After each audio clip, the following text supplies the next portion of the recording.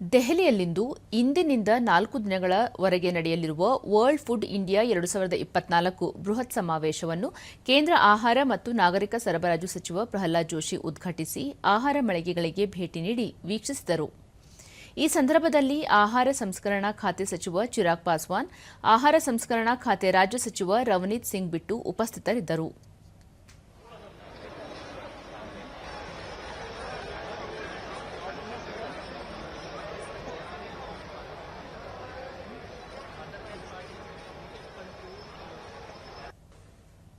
ನಂತರ ಪ್ರಹ್ಲಾದ್ ಜೋಶಿ, ಆಹಾರ ಉತ್ಪಾದನೆಗೆ ಭಾರತದಲ್ಲಿ ವಿಪುಲ ಅವಕಾಶಗಳಿದ್ದು ಜಗತ್ತಿಗೆ ಆಹಾರ ಪೂರೈಸುವ ಸಾಮರ್ಥ್ಯ ಹೊಂದಿದೆ.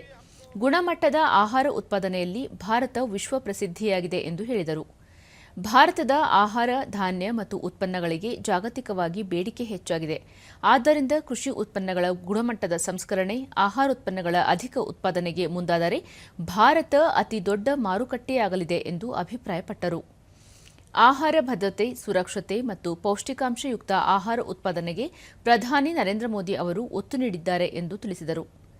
ಈ ಸಮಾವೇಶದಲ್ಲಿ 90 ದೇಶಗಳು, 26 ರಾಜ್ಯಗಳು ಮತ್ತು ಕೇಂದ್ರಾಡಳಿತ ಪ್ರದೇಶಗಳು ಹಾಗೂ 18 ಕೇಂದ್ರ ಸಚಿವಾಲಯಗಳು ಪಾಲ್ಗೊಂಡಿವೆ.